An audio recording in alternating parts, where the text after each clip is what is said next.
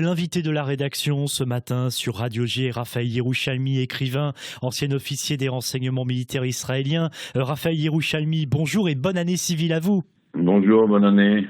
Alors, Tsahal a publié hier des statistiques sur ses activités au cours de l'année 2020. On va y revenir dans le détail avec vous. 2277 arrestations, c'est une légère diminution par rapport aux années précédentes. 50 cibles visées en Syrie, ça aussi, on va y revenir. Mais d'abord, Raphaël Yerushalmi, et c'est voilà ce qu'on constate dans ces statistiques qui ont été dévoilées hier. C'est toujours en Judée-Samarie que la situation est la plus difficile, avec 60 attaques terroristes en 2020. C'est 9 de plus qu'en 2019, mais moins qu'en 2018 et en 2017.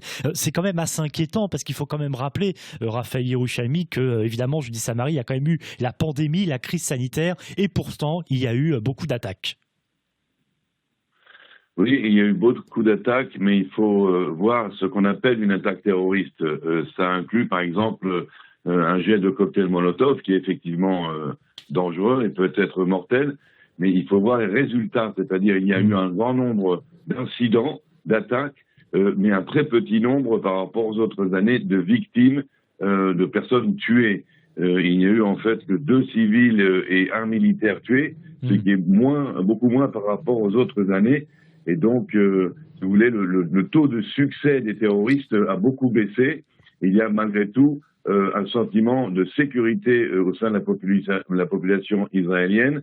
Et il est vrai que la majorité de ces attaques sont concentrées en Judée-Samarie, alors que par le passé, vous aviez aussi des attaques terroristes avec même des opérations suicides à Tel Aviv, à Haïfa, donc dans tout le reste du pays. Il faut donc relativiser cela. On a aussi une baisse très remarquable de ce qui vient de Gaza. Il y avait, en 2019, on a énormément souffert des marches du retour, des tentatives d'attentats du Hamas, des tirs de missiles, qui cette année ont été beaucoup moins. À part 2 jours en février, on a eu le droit à une salve assez soutenue. Les tirs de missiles ont été assez limités et en plus ont été déjoués à 95% par le dôme de fer. Donc, dans l'ensemble, il n'y a pas eu vraiment une baisse d'activité des cellules dures terroristes palestiniennes, mais il y a certainement une perte de vitesse. Ils n'ont plus, par exemple, les tunnels, les ballons incendiaires, on n'en voit pratiquement plus. Donc, il y a certainement ici un effet de dissuasion qui a marché, plus tout ce qui est sur le plan diplomatique, c'est-à-dire les négociations à travers l'Égypte, le Qatar en ce qui concerne le Gaza, mais aussi d'autres nations par rapport à la politique d'Abou Mazen, qui lui aussi se veut moins agressif sur le plan du terrorisme et des hostilités. Oui, effectivement, l'année dernière, en Judée-Samarie, le nombre d'attaques au couteau a diminué. Il y a toutefois eu plus d'attaques par balle, 31 en 2020, chiffre similaire à ce que ça avait pu être en 2018 et en 2017. Vous parliez de Gaza. Effectivement, Raphaël Yerushalmi, 176 projectiles tirés sur Israël en 2020. 90 de ces projectiles, soit un peu plus de la moitié, ont atteint des terrains vagues selon Tsahal. Il faut quand même préciser aussi, Raphaël Yerushalmi, que les chiffres de l'armée dévoilés hier n'incluent pas les ballons incendiaires, les engins explosifs qui ont quand même été nombreux lancés cette année en Israël depuis Gaza. Notamment, je pense à ce qui s'est passé cet été au mois d'août. Oui, tout à fait. Mais là encore, le ballon incendiaire, c'est surtout des dégâts matériels et environnementaux. Dans l'ensemble, c'est pas véritablement une menace sécuritaire.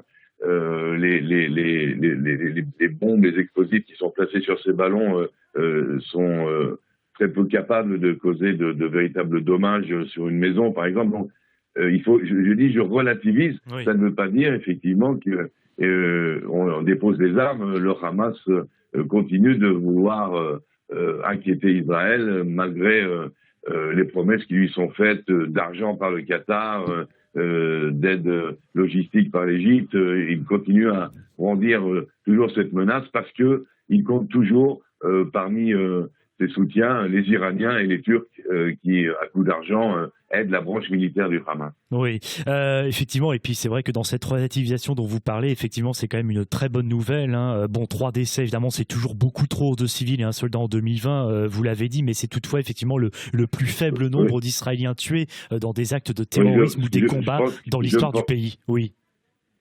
Dites-moi. Oui, je pense que ce qui est le plus marquant, en fait, dans cette année 2020 par Tsahal, c'est justement les autres fronts, c'est-à-dire le front iranien, le front syrien et Hezbollah, beaucoup plus marquant avec la reprise des éliminations ciblées, avec des sabotages cybernétiques ou même des explosions comme dans les centrales nucléaires iraniennes, le retrait ou la perte de vitesse de la présence iranienne en Syrie, la perte de vitesse du Hezbollah, à qui on a détruit les tunnels qu'il avait construits au fur et à mesure des années. Donc sur ce plan-là, il y a eu des points de marqué extraordinaires, mais il y a 2 choses qui caractérisent véritablement l'année 2020 pour Tsahal. Oui. La première, je l'appellerais le phénomène Kochavi. C'est ce chef d'état-major absolument extraordinaire que nous avons en ce moment, qui a complètement changé la façon dont Tsahal opère. Il y a aujourd'hui une beaucoup plus grande coopération entre les différentes unités, l'armée de l'air, l'infanterie, les services de renseignement de Tsahal. Tout le monde travaille main dans la main d'une façon tout à fait différente de par le passé et d'une façon beaucoup plus agressive que par le passé. Le général Kochavi se distingue par son désir d'efficacité immédiate.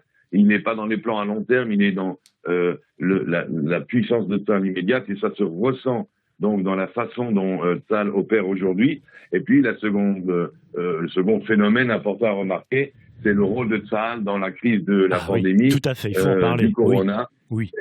Extrêmement important. Alors Tsahal, on le sait, joue un rôle extrêmement important en général dans la société israélienne, sur le plan de l'éducation, sur le plan de la jeunesse défavorisée que Tsahal prend en main lors de son service militaire. Et là, il a joué un rôle majeur dans la lutte contre la crise du corona, que ce soit un rôle d'ailleurs de statistique, d'analyse pour savoir où étaient les foyers les plus inquiétants du corona grâce aux services de renseignement de Tsahal, qui ont aussi suivi le développement de la pandémie et donné des estimations aux politiciens. Et puis, tout ce qui a été sur le terrain en logistique, de soldats qui ont apporté de la nourriture aux gens âgés qui étaient enfermés pendant les confinements, qui ont aidé la police à faire respecter les restrictions, qui ont fait toute l'appui logistique de l'apport de matériel, de machines respiratoires. L'armée de l'air s'est investie pour faire venir du matériel également. Donc ça a été présent à peu près partout, presque sur tous les fronts. Les médecins, bien sûr, militaires, ont été appelés sur tous les fronts donc de la lutte contre le corona. Et ça, les Israéliens l'ont ressenti encore plus que d'habitude. Et je pense qu'aujourd'hui, plus que jamais, ça, dans l'opinion publique israélienne, est au top. L'amour du simple soldat, mais aussi vraiment l'admiration face à cette efficacité. Je pense que c'est cette mentalité-là qui est créée dans le service militaire que les Israéliens apprennent, qui permet aujourd'hui l'opération de vaccination à laquelle nous assistons. Cette opération de vaccination, c'est bien parce qu'il y a cette mentalité militaire qui imprègne la société israélienne, qui permet d'avoir une telle organisation et d'aller aussi vite dans cette opération extrêmement compliquée d'approvisionnement en vaccins et ensuite de distribution des vaccins à tout le monde. Merci beaucoup. Merci Raphaël Yerouchamy. Vous avez été notre premier invité de l'année civile 2021. Merci beaucoup d'avoir été avec nous. Et j'ajoute que l'on vous retrouvera désormais régulièrement sur Radio J, sur notre antenne, le mardi à 7h20. Excellente journée à vous. Merci beaucoup.